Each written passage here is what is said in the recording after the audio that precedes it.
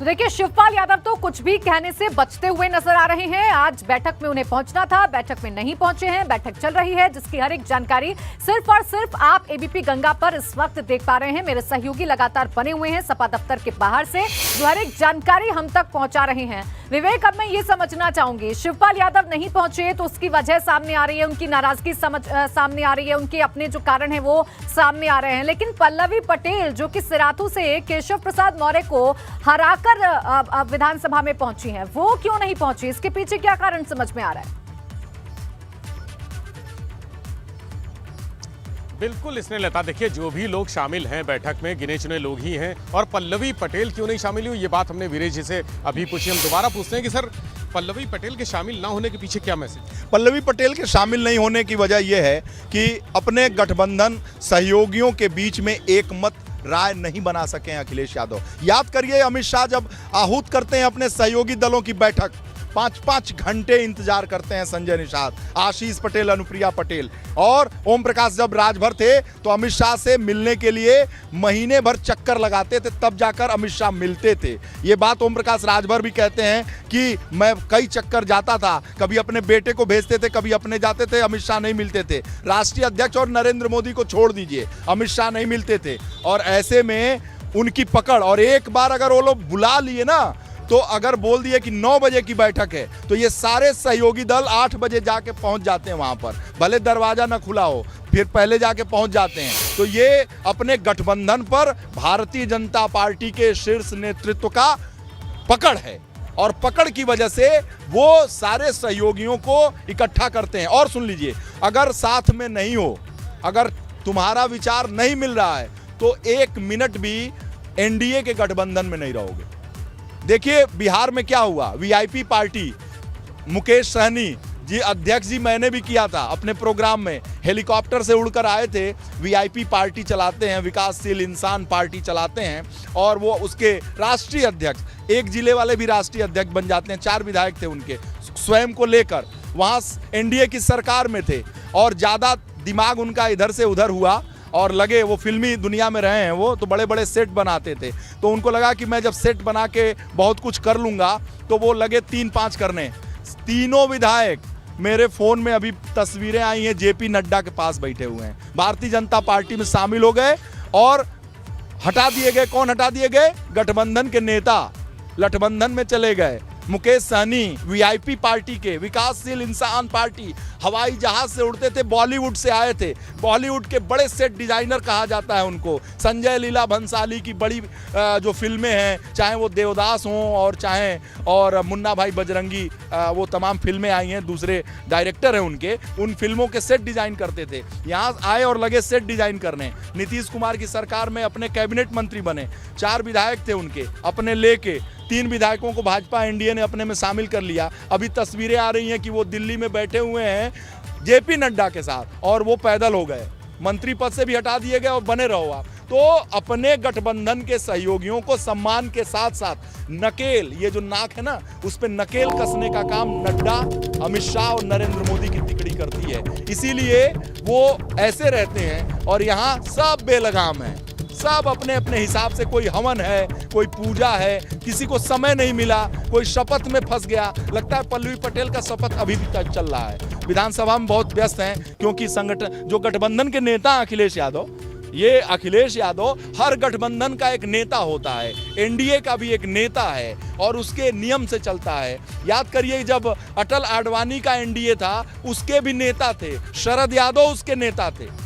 समता party में जब थे, जेडीयू में थे, तब भी नेता थे शरद यादव। एनडीए का नेता जॉर्ज फर्नांडिस थे।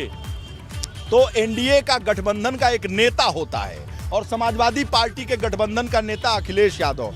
नेता के बुलाने पे ये सारे अभिनेता हो गए, आए ही नहीं, अपनी अपनी पिक्चर दिखा रहे हैं, अपनी अपनी फिल्में दिखा रहे हैं, कोई हवन में है, कोई शपथ में है, कोई अपनी जगह है, इसलिए कोई नहीं आया। इसलिए इस बैठक का कोई मतलब नहीं है। हाँ, चर्चा के लिए, बताने के लिए इसका मायने बहुत है, क्योंकि मुख्य विपक्षी दल है समाजवादी पार्टी। जनता ने भरोसा किया, 100 से ज़्यादा सीटें दिलाई, और ऐसे में 111 समाजवादी को दिया, गठबंधन के साथ 135 सीटें हैं, 47 से 111 पर चले गए समाजवादी पार्टी के लोग। तो ऐसे में इनका बहुत बड़ा बड़ा स्टेक बनता है, इनका आधार भी बड़ा है, जनाधार भी बड़ा है, वोट बैंक भी बड़ा है, बावजूद ये सत्ता में नहीं आए हैं। इसलिए दर्शकों की उत्सुकता है, उन वोटर्स की उत्सुकता है जिन्होंने समाजवादी पार्टी गठबंधन को वोट किया है। इसलिए मैं विवेक त्रिपाठी और एबीपी गंगा समाजवादी पार्टी के प्रदेश मुख्यालय से खड़े होकर अंदर जो बैठक चल रही है अखिलेश यादव और उनके तथाकथित सहयोगियों की, उसके बारे में विचार विमर्श कर रहे हैं। और इससे अधिक क्या बताऊं।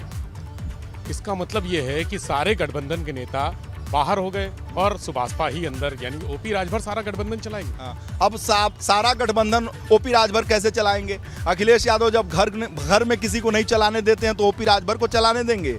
ऐसा नहीं है। ये बदली हुई सपा है, नई सपा है, नई हवा है, नए अखिलेश हैं। ये किसी को नहीं चलाने देंगे, ये खुद चलेंगे। बहुत तेज साइकिल चलाते हैं, बढ़िया साइकिल चलाते हैं। साइकिल का ट्रैक देख रहे हैं ना, ये उनकी सरकार के समय का ये साइकिल ट्रैक है।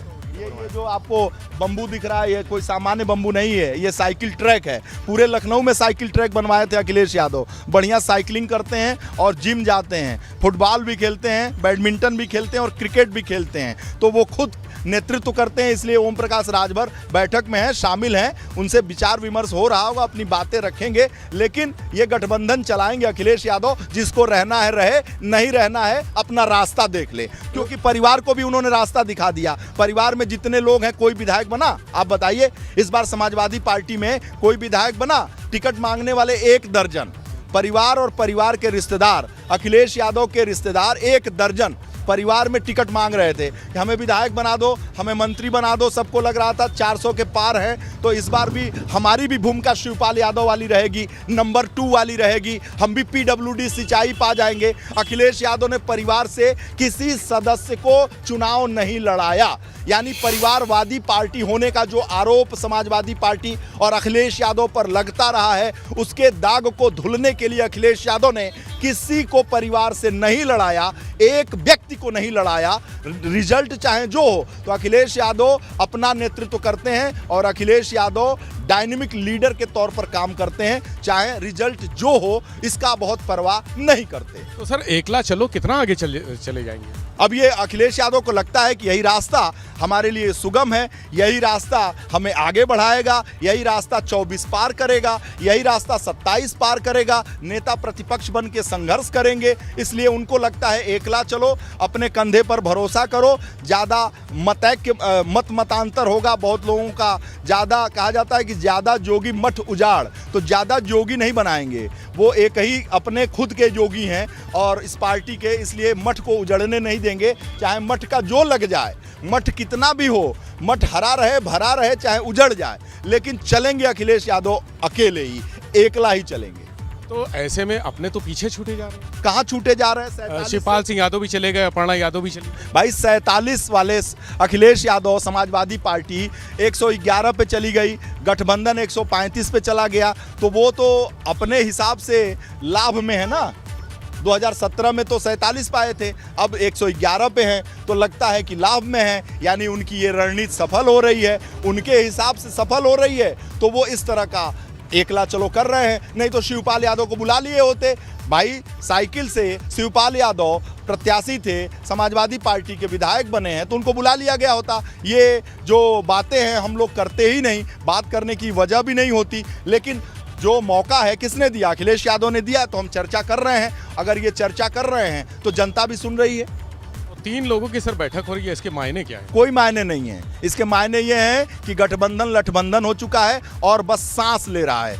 जैसे मछली को पानी से बाहर निकाल देते हैं तो सांस लेती है ना, तो ये धक धक धक धक सांस चल रहा है। और किसी भी समय ये जो गठबंधन है दम तोड़ देगा, दम ऐसे तोड़ देगा। और उसके सारे लक्षण दर्शकों को भी पता चल रहा है, गठबंधन के सहयोगियों को भी पता चल रहा है, और अखिलेश यादव को भी पता चल रहा है, कार्यकर्ताओं नेताओं को भी पता चल रहा है, और जो मतदाता इनके रहे उनको भी पता है कि ये कभी भी दम तोड़ विवेक, यानी सीधे तौर पर ये समझा जा सकता है कि जो गुलदस्ता एक बनाया गया था चुनाव से पहले, वो गुलदस्ता धीरे धीरे करके बिखरता हुआ नजर आ रहा है। एक करके जो तमाम रंगों के फूल हैं वो बिखरते हुए नजर आ रहे हैं। विवेक, आप बने रहिएगा हमारे साथ, लगातार आपसे जानकारी लेते रहेंगे।